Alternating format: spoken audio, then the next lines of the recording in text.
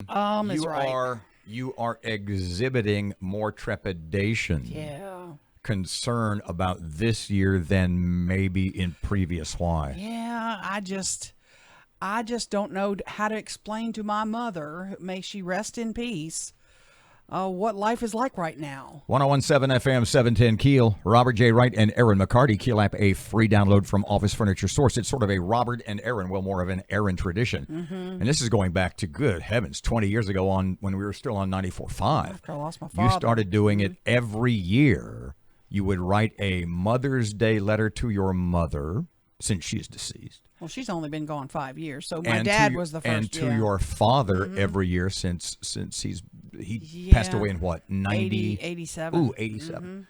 So you have a letter to your mom. Yeah, just get your tissue, or if you want to listen to this later, you can do that. I know if you've already put your makeup on, I get that. So the way the world is now, to you, explaining it to her will be more emotional than I'm intrigued by yeah, and that. this is my fifth Mother's Day without my mom, so it's it's kind of a significant year, whatever. But let me get down to it because jeez. All right, here we go. You ready? Wait a second.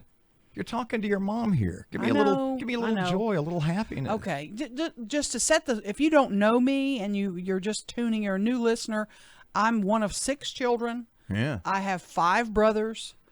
2 of my brothers are deceased, so I have 3 brothers still living. My father died when I was in my 20s. One brother is younger than you. One brother's younger than me, and he was the baby.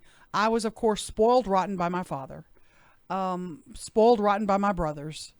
Not spoiled rotten by your mother. No, my mother loved me. We were dearly And it was close. amazing to me, not amazing, but I'll stick with that, how close you became Yes. as you got older and Yes. as she got older. She was an amazing woman, and this is not in the letter, but just to give you a little background about my mom, she was a school teacher for many years, then went on to help create the Job Corps program in Louisiana.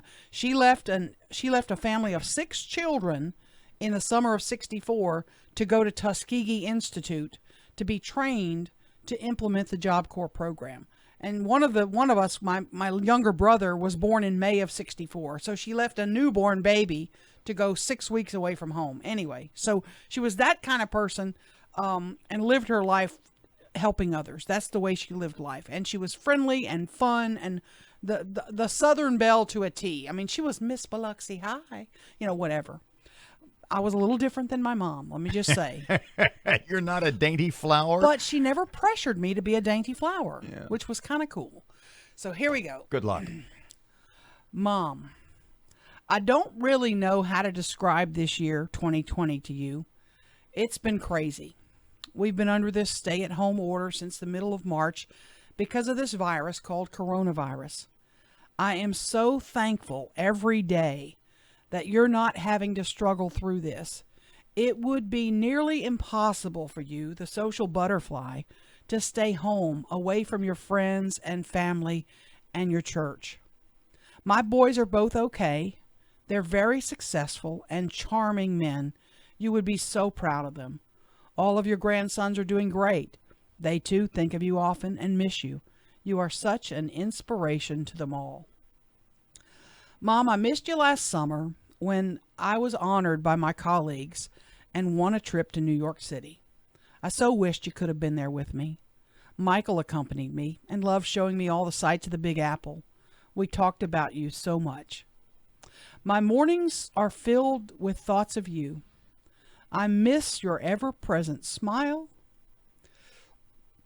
and your gorgeous blue eyes that always welcomed anyone in your circle.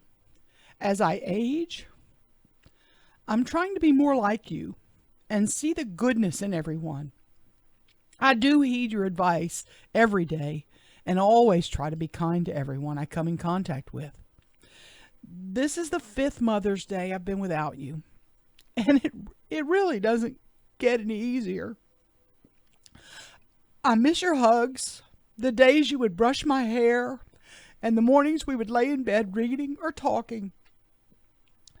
I also miss the warmth of holding your hand as we fall asleep. I'm reaching out to you today to hold your hand again and tell you I love and miss you so much.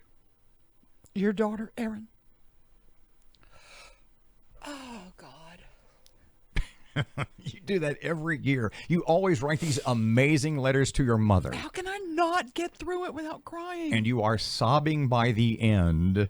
Oh.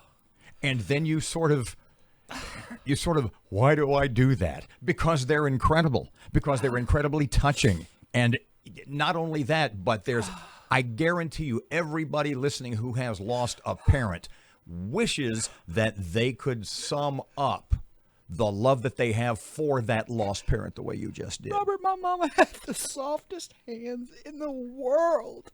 I can't describe it to you. She wore lotion every day since she was 16. She put lotion on her hands, and I didn't do that, and today I regret it.